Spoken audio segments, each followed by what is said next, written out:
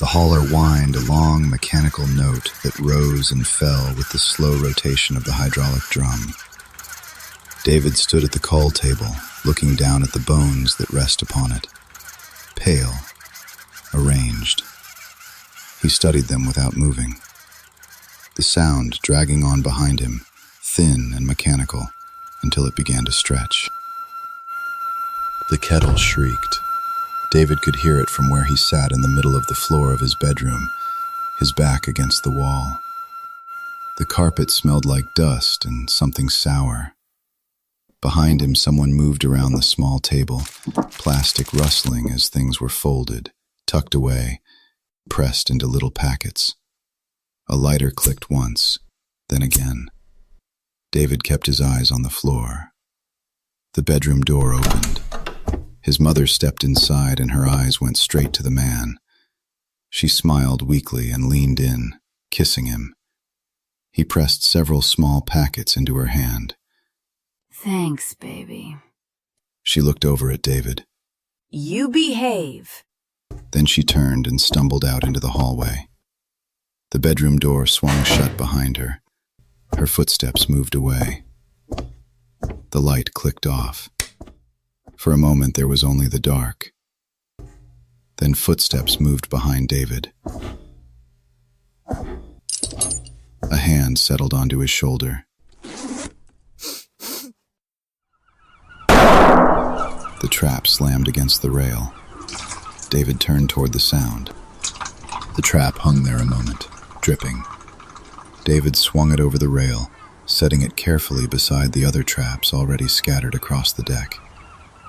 The other traps lie open where he left them, their mesh doors folded back across the top. He crouched and pulled the trap closer, reaching through the wire. A lobster came out first. He flung it back into the water. Another followed, then a crab. The rest cleared in the same methodical rhythm, until his fingers closed around something smooth. Bone. He pulled another free. The last piece caught inside. David gripped it and pulled, bending one section of the cage outward until it gave just enough for him to slip the last one out. A skull. He studied it, running a finger over the smooth curve of bone. Pale, sick, gray. Its surface glistened in the noon sun. He carried it over to the cull table and laid it with the others. He stood there, looking down at the bones, then turned and walked to starboard. David raised a hand to shade his eyes, studying the distance. Nothing, just open water. There. Something sat on the horizon, small, easy to miss. Just a dark speck against the pale line where the sea met the sky. He watched it for a few moments before slowly lowering his hand.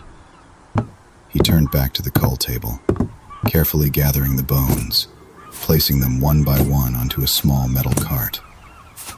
When the last of them was settled, he gripped the handle and began to wheel it toward the cabin. The cart rolled slowly across the wet deck. One of the wheels squeaked. Then again, a thin, dragging sound against the quiet of the afternoon.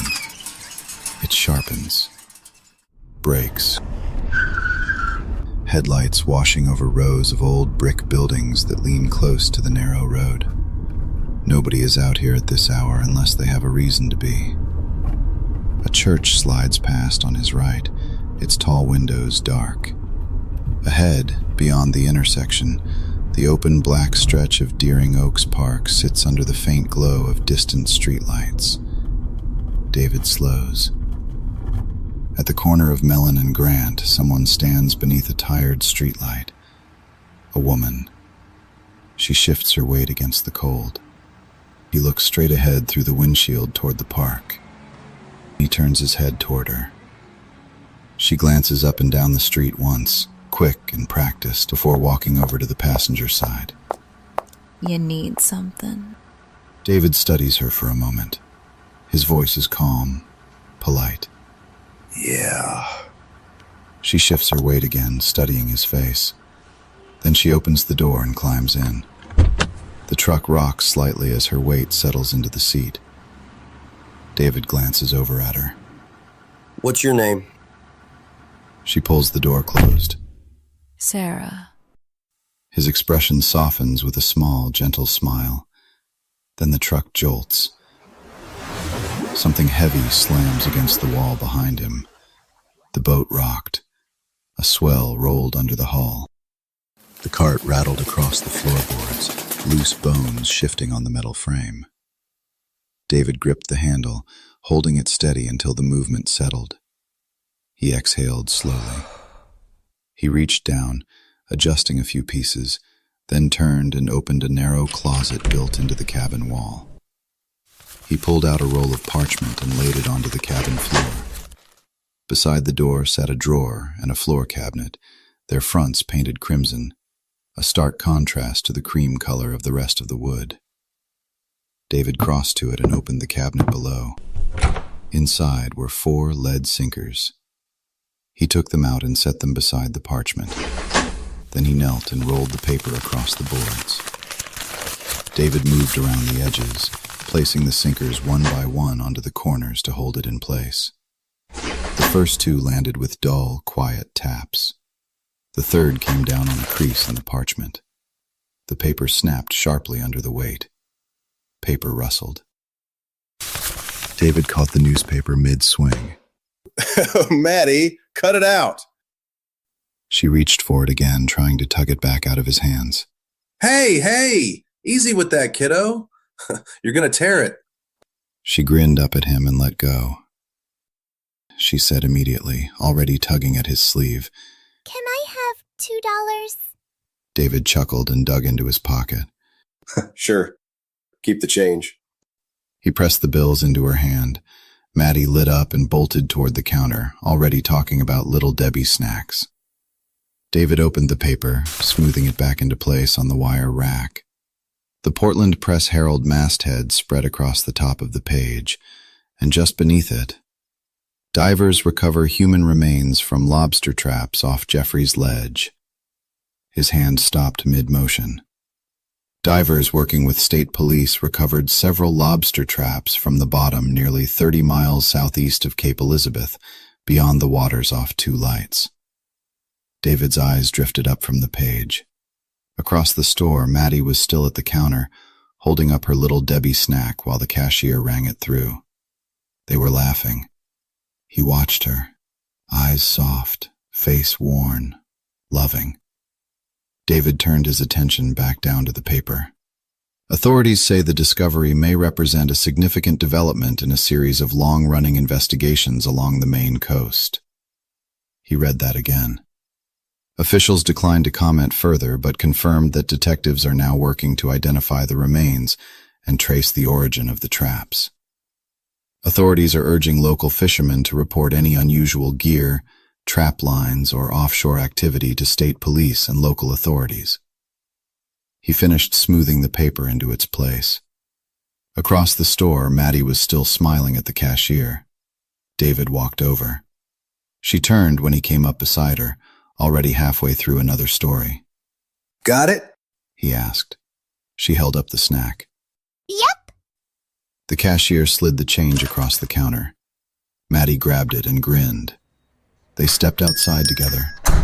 The afternoon air caught the low-tide smell of the bay, salt, mud, seaweed, and a mix of things only the locals ever bother trying to describe. David reached into his pocket and pulled out keys. Hey, Maddie, he said. She looked up. He dropped them into her hand. Hold on to these for me, would you, kid? She turned them over in her fingers without thinking about it. David reached down and patted the top of her head. Come on, kiddo, let's go get some ice cream or something. David walked to the cart. He reached in and lifted the bones out one at a time.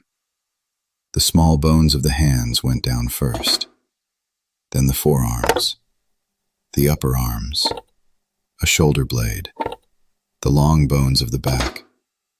Each piece placed with quiet precision, turned and adjusted until it sits exactly where it belongs. He worked slowly, deliberately, every movement, calm. The skeleton begins to take shape across the parchment. He reached back into the cart to lift out the ribs. Instead of placing them one by one, he let them fall together in a loose pile. They clatter softly across the paper. One rib taps against another, then another. A faint, irregular rhythm. Tap, tap, tap. Sarah's fingernails tap idly against the nightstand in a small room at the Portland Motel 6. Tap, tap. David sits at the edge of the mattress, staring down at his hands. Sarah watches him. Hey, baby. She says lightly. David looks to her, his expression calm, almost gentle. Sarah, all I need is for you to hold me for a little while. Well, She said, amused, tilting her head slightly. that's a new one. So, no sex. Sarah asks through a smile. David glances down again, rubbing his palms together. No. I mean, yes, there will be. I just need a moment. Sarah studies him for a second, then shrugs softly and shifts closer on the bed. All right, honey. She leans forward and wraps her arms around him, the mattress creaking softly beneath their weight. David glanced down at the floorboard beneath his knee. It creaked softly. He shifted his weight, steadying the ribs where they rested across the parchment. One bone had slipped out of line. He nudged it back with 2 fingers, then another, until the curve of the rib cage settled into place. He reached back to the cart for the remaining arm. He turned the bone once in his hand, examining the joint, then lowered it beside the other and made a small adjustment, straightening the elbow so it aligned with the shoulder and the hand bones already waiting. He leaned back to study the work. The body was beginning to take shape.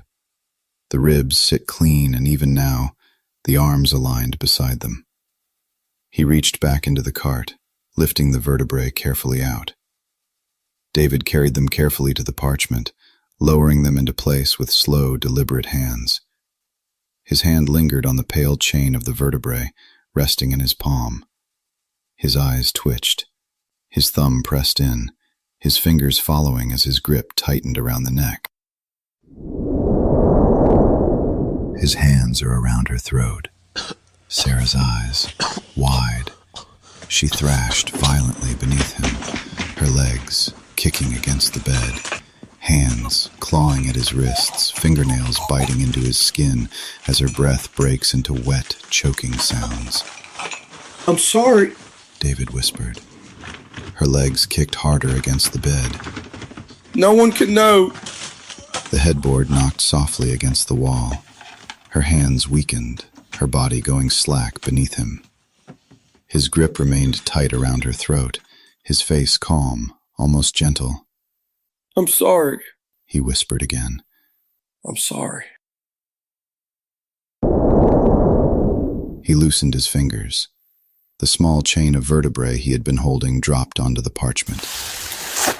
He knelt there, staring at them for a moment before gently moving them back into place. He placed the tibia first, aligning it carefully beneath the pelvis, then the other. The ankle bones followed, small and delicate, turned until they sit naturally against the ends of the lower legs.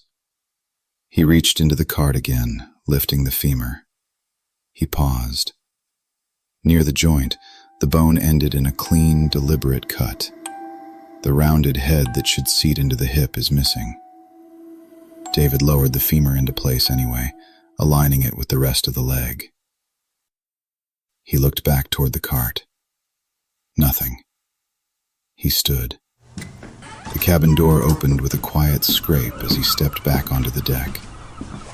The lobster traps sit where he left them, wire cages dark and wet in the mid-afternoon light. He walked over and began checking them one by one. Something shifted inside the third trap. He reached in and pulled the missing piece free. the rounded head of the femur. He turned it once in his fingers, then paused. Out beyond the stern, far across the water, the dark speck on the horizon had grown. Still distant, larger now. David watched it for a moment. The radio broke the silence. Next up for you, we got a local sound from Red in the Dark. This is Her. He returned inside. Now kneeling beside the parchment, David put the cut end of the femur into its place. The edges match perfectly. For a moment he studied the clean line where the bone was separated. Night. Rain. The same radio murmurs softly from the wheelhouse, its music spilling out across the dark water.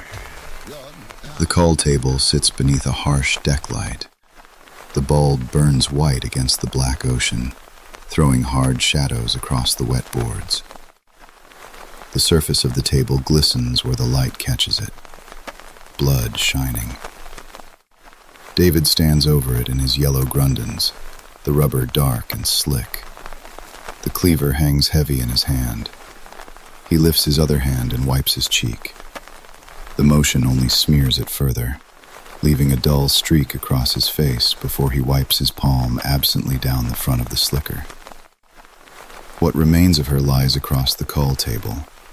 The upper body has already been taken apart, arms removed and pushed aside near the edge of the table, hands resting nearby where he left them. The head lies turned slightly away. Her eyes are open. David notices. He stands there looking at them. Then he reaches over and gently closes her eyelids with 2 fingers. The lower half of her body remains intact. Rags have been packed into the open section of the abdomen to hold everything in place while he works. The cloth, dark and heavy where it presses against the wood. David shifts his stance slightly as the boat rocks beneath him. He studies the leg, the joint, the exact place the bone needs to separate. He holds the cleaver above it. He swings. Miss. The femur settled softly against the parchment. David adjusted it slightly, aligning the bone with the rest of the leg. The skeleton is nearly complete now. He reached back to the cart to lift the last piece. The skull. He studied it, turning it slightly in the dim cabin light. Outside, a horn echoed across the water, followed by the cackle of a loudspeaker somewhere beyond the hull. This is the United States Coast Guard. The voice carried faintly through the cabin window. Still holding the skull, he turned toward the glass. The vessel is close now, its white hull cutting slowly across the gray sea. Blue lights flash against the afternoon haze as it closes the distance. David watched it for a few seconds before turning back to Sarah. She was waiting for him. Carefully, he placed the skull at the top of the spine, adjusting it slightly until the angle felt right. The loudspeaker called again across the water. Inside the cabin, David sat there beside the finished body, taking in the sound of the creeping boat. A door opens. The room smells stale and sour, the air heavy with things that have been left too long. David sits on the edge of the bed, small shoulders shaking as he tries to keep quiet. Across the room, the man is pulling his belt through the loops of his jeans. He doesn't look at David. The bedroom door opens again. His mother steps inside. Her eyes land on David briefly before shifting those glassy eyes to her boyfriend. She smiles weakly while leaning in, kissing him as if everything were normal. He slips several small packets into her hand. She clutches them quickly, already drifting somewhere else, swaying a little as she tucks them away. Neither of them look at David. The man exits the room, closing the door gently behind him. The room froze in silence. David's quiet sobbing the only thing breaking through it. His mother sighs, irritated, like she's been interrupted. What now? She mutters. David starts crying harder. She rolls her eyes. God, you're so dramatic. He keeps sobbing.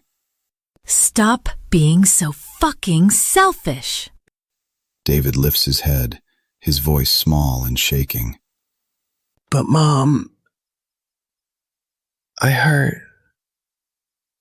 The loudspeaker outside the cabin shook the air. David G! This is the United States Coast Guard assisting the Portland Police Department. Come out of the cabin with your hands up. Now! David flinched back to reality. He was still kneeling beside the parchment, breathing slowly as the memory faded away. She now lay complete in front of him. Dark spots stained the paper near the ribs. He lifts a hand and wiped his cheek with the back of it. David G! Exit the cabin with your hands up! They were near the boat. David lowered his hand to look down at the body laying carefully across the parchment. He reached toward the hand and gently lifted one of the small bones. A finger bone. David stood, the small bone still resting between his fingers. David G! Exit the cabin with your hands up! He walked slowly to the drawer beside the door. Through the cabin window, he can see them now. Officers stepping onto the deck from the Coast Guard vessel, rifles raised, moving carefully across the boards. The drawer slid open. Inside lay the others. Small finger bones. Pale. Smooth. Each marked carefully with a name. David reaches in and takes the old marker. Boots began striking the deck in quick, deliberate steps. David G, if you do not exit the cabin immediately, we will make entry. He steadied the bone in his hand. The marker tip touched its surface. He writes one word. Sarah. The marker goes back into the drawer. David slipped the new bone into his pocket and then gathers the others, one careful handful at a time. The drawer closed with a soft scrape. Outside, the loudspeaker cracks again. If you do not comply, we will breach the cabin. This is your final warning. He could hear them stop behind the cabin door, rifles raised. He looked once more at the skeleton. He turned. It's time. His hand closed around the cabin handle. David took a slow breath, and the door opens.